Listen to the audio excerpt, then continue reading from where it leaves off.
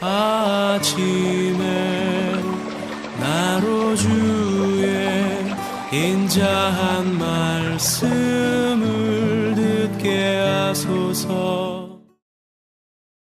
행복한 교회 성도 여러분, 안녕하십니까? 강창원 부목사입니다. 4월 25일 금요일입니다. 하나님의 은혜와 평안이 성도님들의 심령과 삶 가운데 함께 하시기를 소망합니다. 하나님의 말씀을 보도록 하겠습니다. 민수기 15장 1절부터 21절까지의 말씀을 봉독해 드립니다. 여호와께서 모세에게 말씀하여 이르시되 이스라엘 자손에게 말하여 그들에게 이르라. 너희는 내가 주어 살게 할 땅에 들어가서 여호와께 화제나 번제나 서원을 갚는 제사나 낙헌제나 정한 절기제에 소나 양을 여호와께 향기롭게 드릴 때 그러한 헌물을 드리는 자는 고운 가루 10분의 1에 기름 4분의 1 흰을 섞어 여호와께 소제로 드릴 것이며 번제나 다른 제사로 드리는 제물이 어린 양이면 전제로 포도주 4분의 1 흰을 준비할 것이요 순양이면 소제로 고운 가루 10분의 2에 기름 3분의 1 흰을 섞어 준비하고 전제로 포도주 3분의 1 흰을 드려 여호와 앞에 향기롭게 할 것이요 번제로나 서원을 갚는 제사로나 화목제를 수송아지를 예비하여 여호와께 드릴 때에는 소제로 고운 가루 10분의 3 에바에 기름 반 흰을 섞어 그 수송아지와 함께 드리고 전제로 포도주 반 흰을 드려 여호와 앞에 향기로운 화제를 삼을지니라. 수송아지나 순양이나 어린 순양이나 어린 염소에는 그 마리수마다 위와 같이 행하되 너희가 준비하는 수요를 따라 각기 수요에 맞게 하라. 누구든지 본토 소생이 여호와께 향기로운 화제를 드릴 때에는 이 법대로 할 것이요 너희 중에 거류하는 타국인이나 너희 중에 대대로 있는 자나 누구든지 여호와께 향기로운 화제를 드릴 때에는 너희가 하는 대로 그도 그리할 것이라. 회중 곧 너희에게나 거류하는 타국인에게 같은 율례이니 너희의 대대로 영원한 율례라. 너희가 어떠한 대로 타국인도 여호와 앞에 그러하리라. 너희에게나 너희 중에 거류하는 타국인에게나 같은 법도 같은 규례이니라. 여호와께서 모세에게 말씀하여 이르시되 이스라엘 자손에게 말하여 이르라. 너희는 내가 인도하는 땅에 들어가거든 그 땅의 양식을 먹을 때에 여호와께 거제를 드리되 너희의 처음 익은 곡식 가루 떡을 거제로 타작마당에 거제같이 들어드리라. 너희의 처음 익은 곡식 가루 떡을 대대의 여호와께 거제로 드릴지니라. 아멘. 지난 시간 나눈 민수기 14장 말씀을 통해 애굽에서 탈출했던 1세대 이스라엘 백성들의 처참한 실패의 이야기가 마무리됩니다.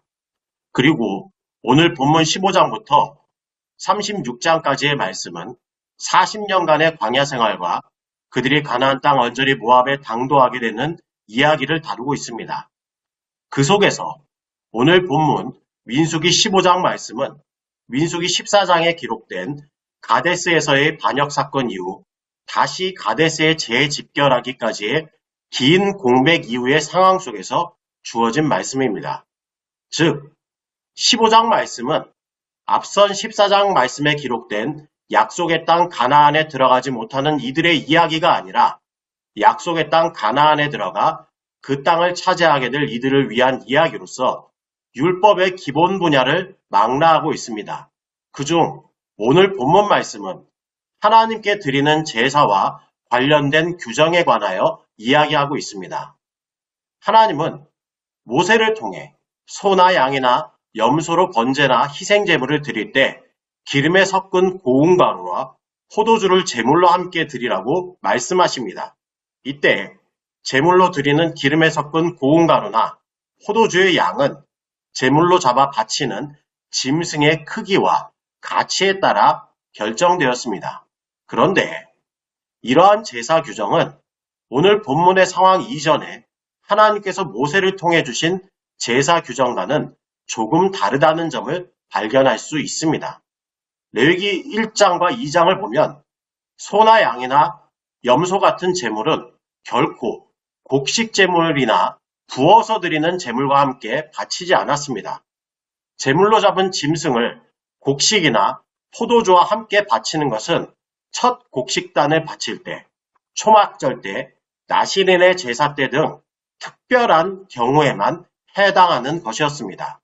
그런데 오늘 본문에서는 번제, 서원을 갚는 제사, 낙헌제, 정한 절기제 등과 같은 화제를 드릴 때에도 매번 그렇게 해야 한다고 이야기하고 있습니다.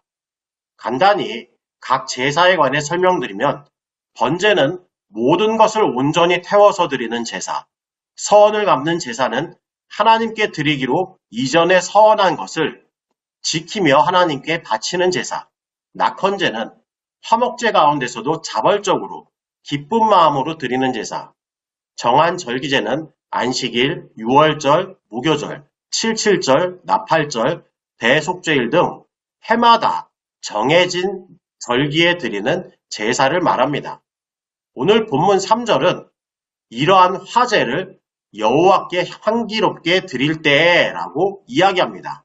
여기서 향기롭다라는 말은 진정시키는 냄새, 만족한 냄새 등을 의미하는 것으로 하나님께서 제물의 향기를 흠양하심으로 제사를 드린 이에 속죄하는 마음을 받으시고 자신의 공의로우신 성품을 만족시킨다라는 의미를 담고 있습니다. 그런데 그 화제에 추가해서 드릴 것에 관해 이야기하는데 그것은 고운 가루와 기름과 포도주였습니다.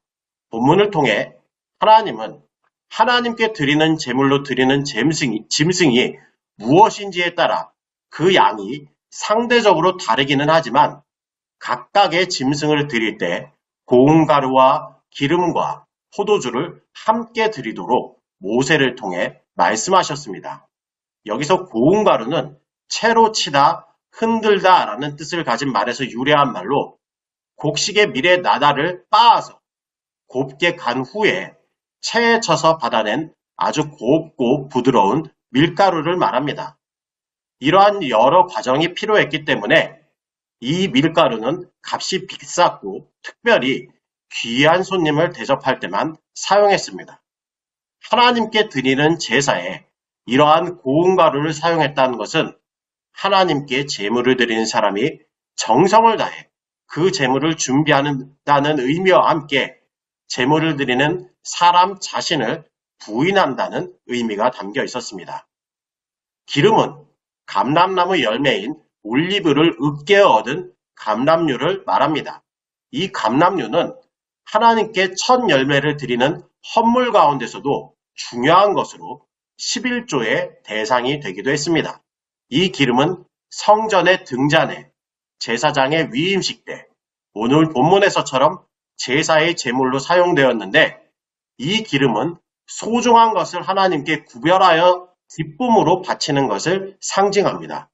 한편 포도주는 포도를 발효시켜 만든 술로서 이스라엘 백성들이 오늘 본문에서처럼 전제의 제물로 또는 상처를 소독할 때 병을 치료하기 위한 약으로 바르거나 마시는 용도로 사용되기도 했습니다. 그렇다면 과연 레위기에 기록된 광야 초기 시절의 제사 규정을 보완하여 그 제사의 소제와 전제를 함께 드리라고 하신 하나님의 말씀에 담긴 의도가 무엇일까요? 그것은 하나님께 드리는 예배와 성도의 삶으로 드리는 예배에 무엇이 있어야 하는지를 알려주시기 위함입니다. 하나님은 당신의 백성들에게 예배 받으시기를 원하십니다. 그런데 그 예배에 빠져서는 안 될 것이 있습니다. 그것은 하나님을 향한 감사와 기쁨입니다. 하나님께 드리는 예배, 그리고 성도의 삶으로 드리는 삶의 예배에 하나님의 은혜에 대한 감사와 기쁨이 빠져버린다면 그것은 하나님이 기쁘게 받으실 만한 예배가 될 수 없습니다. 안타깝게도 상당수의 현대 기독교인들이 드리는 예배, 그들의 삶으로 드리는 예배에는 하나님께서 베푸신 은혜와 사랑에 대한 감사와 기쁨이 빠진 채 형식만 남아있는 경우가 많은 것 같습니다. 예수님 당시의 바리새인들을 한번 생각해 보시기 바랍니다. 그들은 형식에 있어서는 누구에게도 뒤지지 않을 정도의 열심을 가졌던 사람들입니다.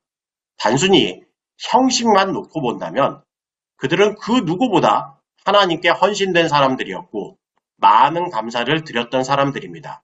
심지어 그들은 일주일에 2번씩 금식하고 자신의 소득을 11조 드리기를 거르지 않았던 사람들입니다.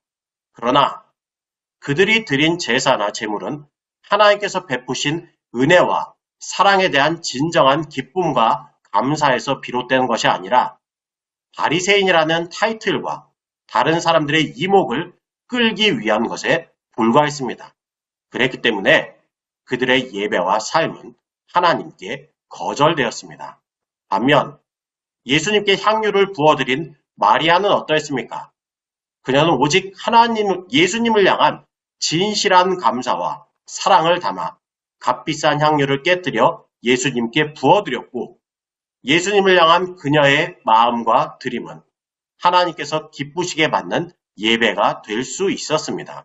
사랑하는 성도 여러분, 하나님은 우리를 하나님을 예배함으로 하나님과 관계 맺는 사람으로 부르셨습니다. 형식을 담아 드리는 우리의 예배, 또 삶으로 드리는 우리의 예배의 모습은 어떻습니까? 혹여 하나님을 향한 진실한 사랑, 하나님이 베푸신 은혜에 대한 기쁨과 감사가 그 가운데 빠져 있다면 우리를 구원하시고 하나님의 백성 삼아주시고 언제나 우리와 함께 하시는 하나님의 은혜와 사랑을 깊이 생각하며 그 마음 가운데 하나님을 향한 사랑, 베푸신 은혜에 대한 기쁨과 감사가 회복되기를 바랍니다. 마음속에서 우러나는 하나님의 은혜와 사랑에 대한 기쁨과 감사가 담긴 온전한 예배와 삶을 통해 하나님을 높이고 하나님의 기쁨이 되는 복된 성도의 삶이 되시기를 바라겠습니다. 기도하시겠습니다. 사랑의 하나님 아버지, 오늘 말씀을 통해 우리에게 하나님께서 기쁘게 받으실 만한 예배가 무엇인지 다시금 생각하게 하시니 감사합니다. 매주 하나님께 드리는 우리의 예배가 형식만으로 드리는 예배가 되지 않게 하여 주옵소서. 우리에게 베푸신 하나님의 은혜와 사랑에 대한 온전한 기쁨과 감사를 담아 정성 다해 드리는 예배 되게 하여 주옵소서. 무엇보다 우리의 삶을 통해 하나님을 온전히 예배하게 하여 주옵소서. 예배자로 부르신 하나님의 부르심에 온전히 응답하며 하나님과 친밀한 관계를 맺으며 살아가게 하여 주옵소서. 오늘도 말씀과 함께 하루를 보내게 하여 주옵소서. 그리스도인다운 말과 행동을 통해 주위 사람들에게 선한 영향력을 나타내게 하여 주옵소서. 특별히 부활하신 예수님을 힘써 전했던 지난날의 초대교회 성도들처럼 우리도 우리를 위해 죽으시고 부활하신 예수님을 전하는 복된 하루 되게 하여 주옵소서. 감사드리며 예수님의 이름으로 기도드립니다. 아멘.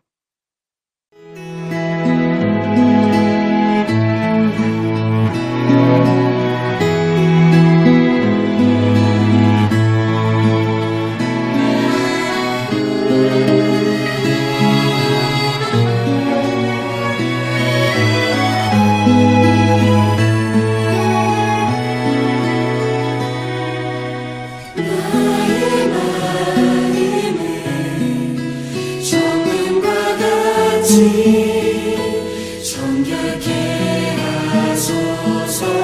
나의 마음을 정금과 같이 하소서. 내 영혼에 한 소망 있으니 주님과